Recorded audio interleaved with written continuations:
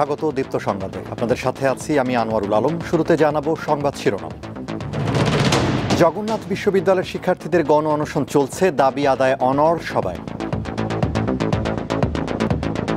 দাবি আদায় না হওয়া পর্যন্ত আমরা এখানে অবস্থান করব। কক্সবাজার থেকে ওড়ার পর খুলে পড়ল বিমানের চাকা, ঢাকায় নিরাপদ অবতরণ। ব্রাহ্মণবাড়িয়া সীমান্তে ৭৫০ জনকে পুশিন করার ব্যর্থ চেষ্টা ভারতীয় বিএসএফের।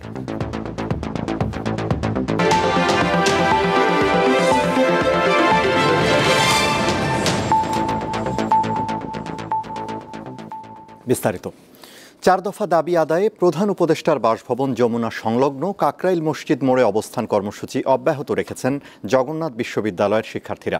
পূর্ব ঘোষণা অনুযায়ী জুমার নামাজের পর গণ অনশন শুরু করেন বিশ্ববিদ্যালয়ের শিক্ষক ও শিক্ষার্থীরা। আন্দোলনকারীরা জানান, যতক্ষণ তাদের দাবি মানা হবে না ততক্ষণ পর্যন্ত কাকরাইল মোড় ছাড়বেন না তারা। শিক্ষার্থীরা নিজেদের দাবির পক্ষে বিভিন্ন স্লোগান দিচ্ছেন। এর আগে অবস্থান কর্মসূচিতে যোগ দিতে সকাল থেকে শিক্ষক ও শিক্ষার্থীরা কাকরাইল মোড়ে উপস্থিত হন। আন্দোলনের কারণে মৎস্য ভবন থেকে কাকরাইল মোড় পর্যন্ত সড়কে যান চলাচল বন্ধ রয়েছে। এখন পর্যন্ত কোনো প্রকার ফ্রুটফুল কোনো ডিসিশন আসেনি বলেই আমরা আসছি এখানে। শিক্ষার্থীদের আন্দোলনটা এটা কিন্তু সম্পূর্ণ একটা অরাজনৈতিক আন্দোলন এবং তাদের অধিকার আদায়ের জন্য আন্দোলন। দাবি আদায় না হওয়া পর্যন্ত আমরা এখানে অবস্থান করব।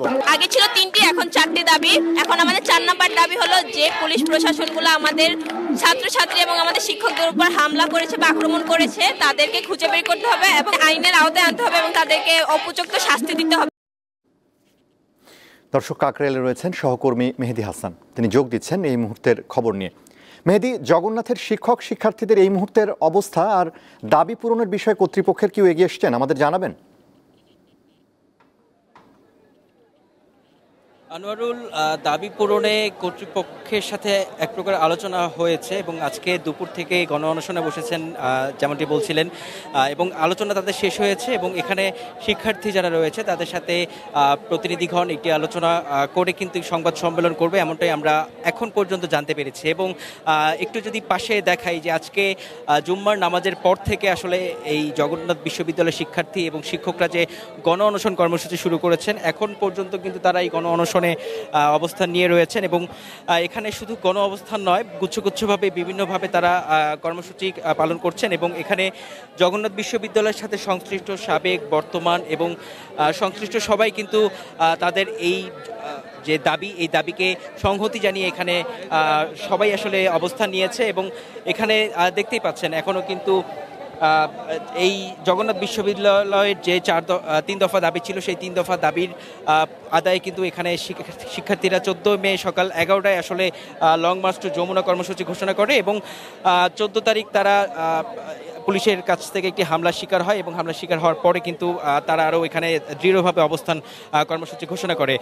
তো এবং আজকে যেহেতু এখানে গণ অনশন কর্মসূচি ঘোষণা করেছে, আমি এখানে একজনের সাথে একটু কথা বলতে চাবো। তিনি এখানে দুপুর থেকেই গণ অনশন কর্মসূচি অবস্থান করে যাচ্ছেন এবং সংক্ষিপ্তভাবে আপনার কাছে একটু জানতে চাই, আপনারা গণ অনশন কর্মসূচি এখনো পালন করছেন, আপনাদের কোনো রকম কোনো নির্দেশনা বা কোনো আলোচনা সাপেক্ষে কিছু জানতে পেরেছেন কিনা? আমাদের আপাতত যে নির্দেশনা, আমরা এখানে আমরণ অনশনে বসেছি আমাদের দাবি আদায় না হওয়া পর্যন্ত, এবং যারা আমাদের শিক্ষক, শিক্ষার্থী এবং পেশাদার দায়িত্ব পালনের সময় সাংবাদিকদের উপর যারা হামলা করেছে তাদের বিচার না হচ্ছে তখন পর্যন্ত আমরা আমরণ অনশনে আছি।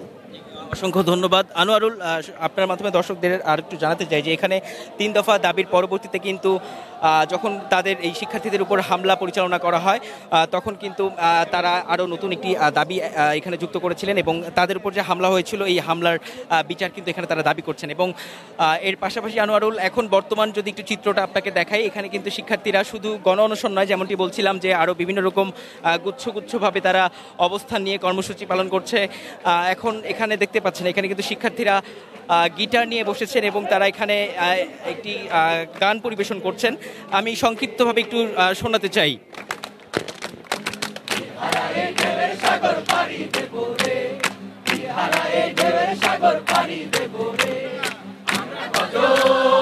নবীন মাঝি হাল ধরেছি,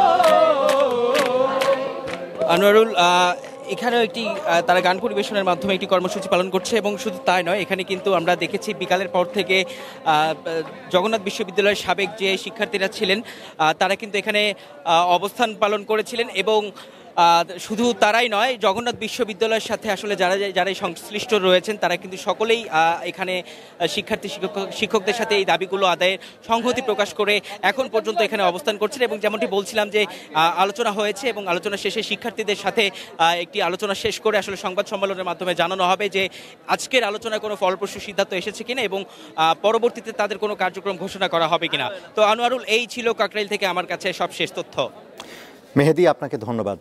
দর্শক, কাকরাইল থেকে যুক্ত ছিলেন সহকর্মী মেহেদী হাসান। কক্সবাজার বিমানবন্দর থেকে ওড়ার পর পেছনের একটি চাকা খুলে পড়া বাংলাদেশ বিমানের ফ্লাইটটি নিরাপদে ঢাকায় অবতরণ করেছে।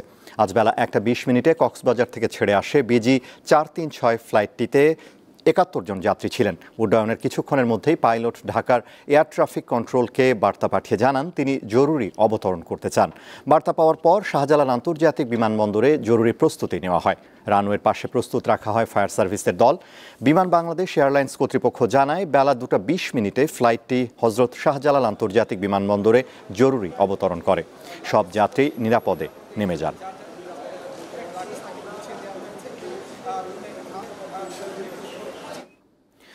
গত 16 বছর বাংলাদেশ একটি নিরবচ্ছিন্ন ভূমিকম্পে কাঁপছিল বলে মন্তব্য করেছেন প্রধান উপদেষ্টা ডক্টর মোহাম্মদ ইউনূস। যুক্তরাজ্য ভিত্তিক সাময়িকী দ্য ইকোনমিস্টকে দেওয়া সাক্ষাৎকারে এই কথা বলেন তিনি। বৃহস্পতিবার প্রকাশিত প্রতিবেদনে অধ্যাপক ইউনূস বলেন, শেখ হাসিনার শাসনামলে যা ধ্বংস হয়ে গেছে তার সবকিছু ঠিক করার চেষ্টা করছে অন্তর্বর্তী সরকার। তবে দ্য ইকোনমিস্ট প্রতিবেদনে বলছে, জুলাই বিপ্লবের 9 মাস পেরিয়ে গেলেও বড় ধরনের পরিবর্তন আনা সহজ হচ্ছে না ইউনূস সরকারের জন্য।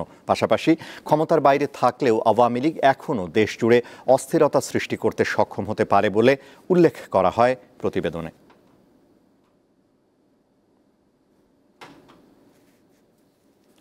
ভারতীয় সীমান্তরক্ষী বাহিনী বিএসএফ ব্রাহ্মণবাড়িয়া সীমান্ত দিয়ে গতরাতে আনুমানিক 750 জনকে বাংলাদেশে পুশিনের চেষ্টা চালায় বলে অভিযোগ উঠেছে। তবে বিজিবি ও স্থানীয়দের বাধায় বিএসএফ পিছু হটতে বাধ্য হয়। রাত 2টার দিকে বিজয়নগর উপজেলার সিঙ্গারবিল সীমান্তে এ ঘটনা ঘটে। পুশিনের বিষয়টি টের পেয়ে বিজিবির 25 ব্যাটালিয়ন দ্রুত সীমান্তে সতর্ক অবস্থান নেয়। পাশাপাশি স্থানীয় জনপ্রতিনিধিদের উদ্যোগে মসজিদে মাইকিং ও সামাজিক যোগাযোগ মাধ্যমে আহ্বান করায় সিঙ্গারবিল, বিষ্ণুপুর, নলঘরিয়া, মেরাসানি ও নোয়াবাদী গ্রামের মানুষ সীমান্তে জড়ো হয়। এই অবস্থায় বিএসএফ পিছু হটতে বাধ্য হয়। বিজিবি 25 ব্যাটালিয়নের অধিনায়ক লেফটেন্যান্ট কর্নেল জব্বার আহমেদ ঘটনার সত্যতা নিশ্চিত করেছেন।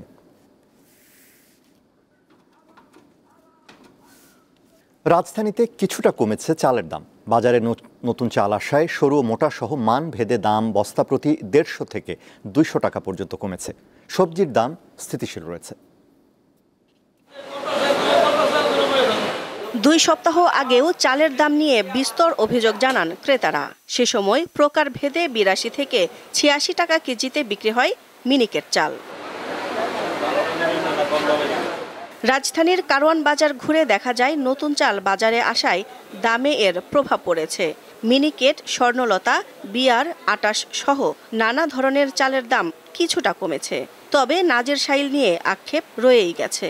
মিনিকেটটা মনে করেন নতুন যেটা ওইটা কেজিতে 3-4 টাকা কমছে, 28 এরকম কমছে, কিন্তু নাদির শাইলের দাম কমে না, এখন নাদিসের সিজন না। দামটা যদি স্বর্ণ পর্যায়ে থাকে তাহলে আমাদের যারা নিম্ন আয়ের মানুষ আছে আমরা কিনতে একটু ভালো কিনতে পারবো। তবে বস্তা প্রতি মনে করেন 250 টাকা, কেজি প্রতি প্রায় 10 টাকার মতো মিনিকেট চালটা কমছে। বিয়ার 28 চাল 1500 থেকে 1600 টাকা বিক্রি করছি, এখন আপনার 1400 টাকা 1350 টাকা বিক্রি করতে পারি বিয়ার 28। সবজির দাম স্থিতিশীল। হাতিরপুল কাঁচা বাজারে পটল, করলা, বরবটি, ঢেঁড়স ও বেগুন বিক্রি হচ্ছে প্রতি কেজি 40 থেকে 80 টাকায়। কমেনি পেঁয়াজের দাম। পেঁয়াজ 55 থেকে 60 টাকা, রসুন হচ্ছে আপনার 170 থেকে 180 টাকা, আর আদা হচ্ছে আপনার 140 থেকে 150 টাকা। আগের থেকে কম পাচ্ছি, এখন আমাদের নাগালের ভিতরেই আছে। আগে ছিল যেটা 80 টাকা, এখন এটা 60 টাকা। বেগুনের দামটা একটু বেশি, বেগুন হলো 70 টাকা, 80 টাকা, 60 টাকা আছে। আপনার ঢেঁড়স হলো 50 টাকা, 60 টাকা, 40 টাকা, পটল হলো 40 টাকা, 50 টাকা, 60 টাকা। বাজার ভেদে গরুর মাংস 780 থেকে 800 টাকা এবং খাসির মাংস প্রতি কেজি বিক্রি হচ্ছে 1200 থেকে 1250 টাকায়। দিলশাদানি, দীপ্ত সংবাদ, ঢাকা। আজ ঐতিহাসিক ফারাক্কা দিবস। 1976 সালের এই দিনে আয়োজিত হয়েছিল ফারাক্কা লং মার্চ। নানা আয়োজনে দিনটি পালিত হচ্ছে। মৌলানা ভাসানীর নেতৃত্বে ঐতিহাসিক সেই লং মার্চ ছিল আন্তঃসীমান্ত নদী পানির অধিকার প্রতিষ্ঠায় প্রথম জাতীয় আন্দোলন। ভারত সরকার 1961 সালে গঙ্গা নদীর উপর ফারাক্কা বাঁধের নির্মাণ শুরু করে, যা শেষ হয় 1975 সালে। সেই যে পানি প্রত্যাহার শুরু হয়েছে, তারপর থেকে সব চুক্তি ও আন্তর্জাতিক আইন লঙ্ঘন করে তা অবিরতভাবে চালিয়ে গেছে ভারত। ফারাক্কা বাঁধ চালুর মাত্র 1 বছরেই এর প্রভাব পড়েছিল বাংলাদেশের পদ্মা এবং এর শাখা নদীগুলোর প্রবাহের উপর, যা এখনো পর্যন্ত অব্যাহত রয়েছে।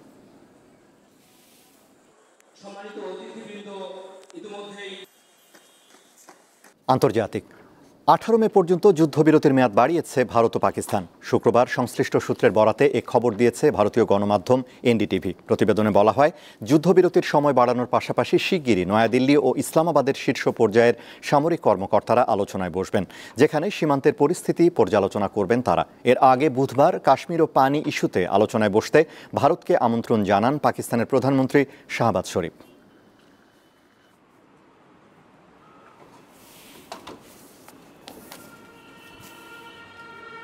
শেষ করব দীপ্ত সংবাদ, তার আগে সংবাদ শিরোনামগুলো জানাবো আরও একবার।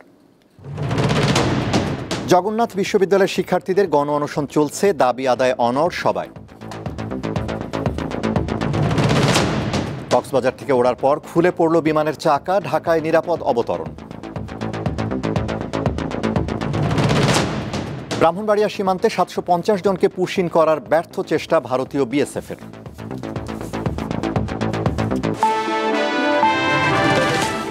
এই ছিল এখনকার মতো। আমাদের পরবর্তী দীপ্ত সংবাদ রাত 11টায় দেখার আমন্ত্রণ। এছাড়া আরও তথ্য বিনোদনের খবর পেতে যুক্ত থাকুন দীপ্তর ডিজিটাল প্ল্যাটফর্মগুলোতে। ধন্যবাদ।